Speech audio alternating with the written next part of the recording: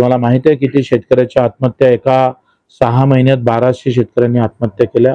यवतमाळ अमरावती आघाडीवर आहे आणि मला असं वाटतं की आपण सर्वांनी हा जो बाणा आहे, जो काही आमचं रोज मरण येत आहे, ते आलेलं रोज मरण आम्ही हे पण आवाहन करतोय का आत्महत्याने आपण लढलं शिकलं पाहिजे, लढून उरून पुरलं पाहिजे, आत्महत्या थांबल्या पाहिजे.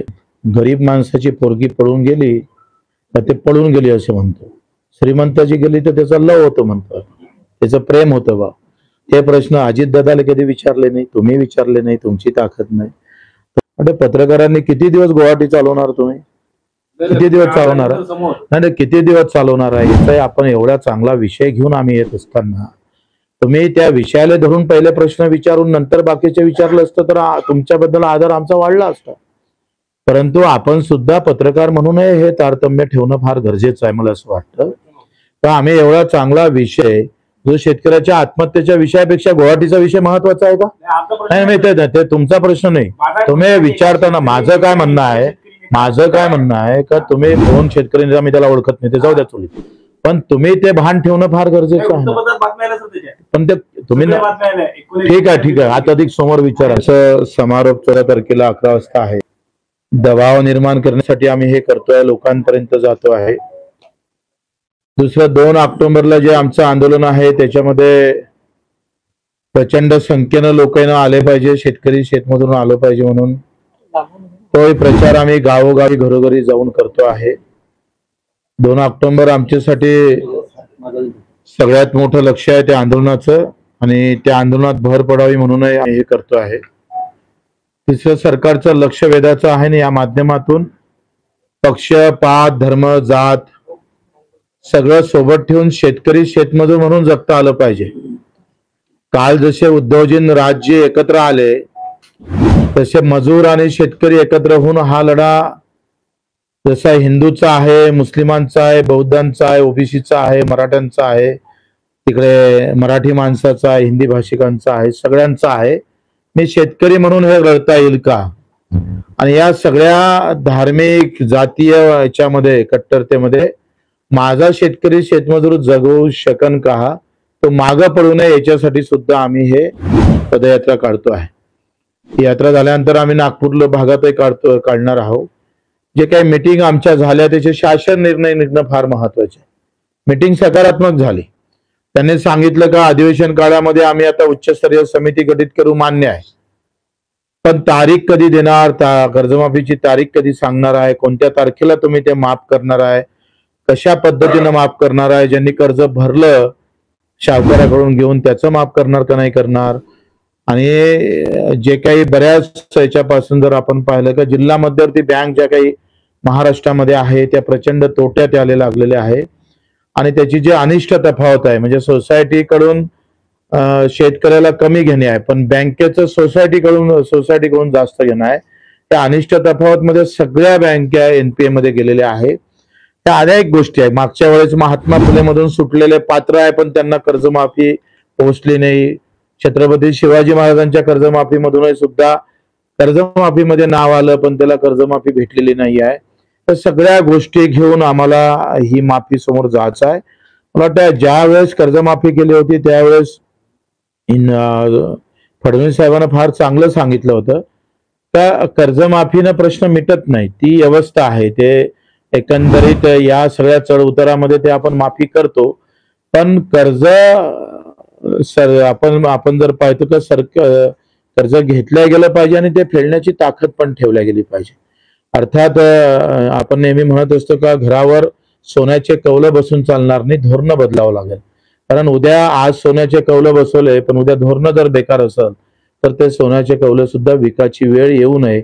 अशा या सगळ्या अवस्थेमध्ये साहेबरावजीनं जी एकंदरीत त्यांचं पूर्ण आयुष्य परिवार संपून टाकला, स्वतः संपले आणि बलिदान या शेतकऱ्यांसाठी दिलं, त्यांची आठवण म्हणून पुन्हा ही आमच्या कपाळावरचं कुंकू पुसल्या जाऊ नये आमच्या मायमाऊलीच्या, त्याच्यासाठी हा आम्ही प्रामाणिकपणे प्रयत्न करतोय.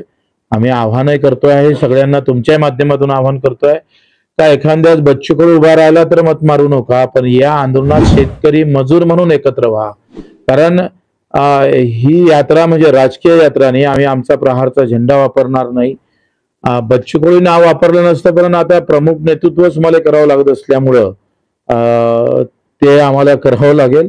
परंतु आमची एकच इच्छा आहे का एक शेतकऱ्याचा आवाज, मजुराचा आवाज जो जाती, धर्म आणि भाषा वादामुळे जो काही दबत चाललेला आहे तो मोठ्या ताकदीने उभा राहायला पाहिजे. हे प्रामाणिक इच्छा आहे. आजही तुम्हाला माहिती आहे किती शेतकऱ्याच्या आत्महत्या, एका 6 महिन्यात 1200 शेतकऱ्यांनी आत्महत्या केल्या. यवतमाळ अमरावती आघाडीवर आहे. आणि मला असं वाटतं का आपण सर्वांनी हा जो बाणा आहे, जो काही आमचं रोज मरण येत आहे, ते आलेलं रोज मरण आम्ही हे पण आवाहन करतोय का आत्महत्याने आपण लढलं शिकलं पाहिजे, लढून उरून पुरलं पाहिजे, आत्महत्या थांबल्या पाहिजे, त्या धोरणाने थांबल्या पाहिजे आणि आमच्या आत्मनिर्भरतेनं, आमच्या स्वतःच्या ताकदीवर त्या कशा थांबवता येईल. म्हणजे मृत्यू जवळ करत असताना आम्ही सरकारला कुठं धारेवर धरता येईल का, त्याच्यासोबत लढता येईल काय, हाही विचार आम्ही शेतकऱ्यांच्या डोक्यात टाकण्याचा प्रामाणिकपणे प्रयत्न करतो आहे. हे प्रश्न असेल तर त्याबद्दल एक शंका घेतली जाते. आमच्या यवतमाळ जिल्ह्यातील एक नेते आहेत सिकंदर शाह म्हणून, त्यांनी प्रेस दिनांक पेपरला आली आहे की आता जे सत्तेमध्ये लोक आहेत त्यांच्यासोबत तुम्ही गेले होते आसामला, ज्या सत्तेमध्ये आहे, अशा याच्यात तुम्ही जे काही करत आहे हा एक ड्रामा आहे आणि सत्तेसाठी तुम्ही करत आहे. तुम्ही त्यावेळेस गेले होते, तुम्हाला माहित होतं की हे शेतकरी विरोधी लोक आहेत, या सत्तेत आहे, तर या ह्याच्यात तुमची काय बाजू आहे? कसं आहे ते गरीब माणसाची पोरगी पळून गेली तर ते पळून गेली असं म्हणतो. श्रीमंताची गेली तर त्याचा लव होतं म्हणतो, त्याचं प्रेम होतं बा. हे प्रश्न अजितदादाला कधी विचारले नाही, तुम्ही विचारले नाही, तुमची ताकद नाही. तुम्ही राज ठाकरे आणि उद्धव साहेबांना हे प्रश्न विचारले नाही. काय एकमेकाच्या विरोधात लोक बोलत होते दोघं जण, हे विचाराचं धाडच त्यांना नाही. आम्ही गरीब आहोत का नाही, आम्ही एकदम लहान आहोत. त्यांना माझं तेच आहे. नेहमी तुम्ही गुवाहाटीमध्ये बच्चू कडू हे कबूल करतं का आम्ही गुवाहाटीला गेलो, पण त्या नामर्दाच्या अवलादीला आम्ही सांगतोय का आम्ही जे गेलो होतो ते आम्ही त्याच्यात दिव्यांग मंत्रालय स्थापित केलं.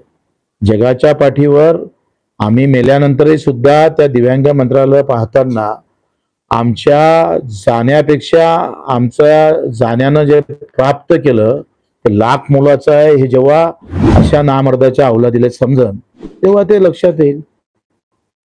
काय बदल काय झालं हे सांगायची गरज आहे का? तुम्ही एक सांगा काय काय उलथापालथ होतं राजकारणामध्ये, ते आपण समजून घेतलं पाहिजे. आणि तुमच्या या घरातला एक कोपरा बेकार झाला तर घर पाडत नाही ना आपण, त्याला दुरुस्ती करतो. हा हात बेकार झाला का तोडून टाकतो का आपण, त्याच्यावर दुरुस्ती करावं लागतं. त्याच्यामुळे असे नसले असले प्रश्न म्हणजे पत्रकारांनी किती दिवस गुवाहाटी चालवणार, तुम्ही किती दिवस चालवणार, नाही किती दिवस चालवणार आहे ह्याचा आपण एवढा चांगला विषय घेऊन आम्ही येत असताना तुम्ही त्या विषयाला धरून पहिले प्रश्न विचारून नंतर बाकीचे विचारलं असतं तर तुमच्याबद्दल आदर आमचा वाढला असता. परंतु आपण सुद्धा पत्रकार म्हणून हे तारतम्य ठेवणं फार गरजेचं आहे मला असं वाटतं. तर आम्ही एवढा चांगला विषय जो शेतकऱ्याच्या आत्महत्येच्या विषयापेक्षा गुवाहाटीचा विषय महत्वाचा आहे का? नाही ते तुमचा प्रश्न नाही. तुम्ही विचारताना माझं काय म्हणणं आहे का तुम्ही कोण शेतकरी मी त्याला ओळखत नाही, ते जाऊ द्या चुलीत, पण तुम्ही ते भान ठेवणं फार गरजेचं आहे. पण ते तुम्ही ठीक आहे आता अधिक समोर विचारा काय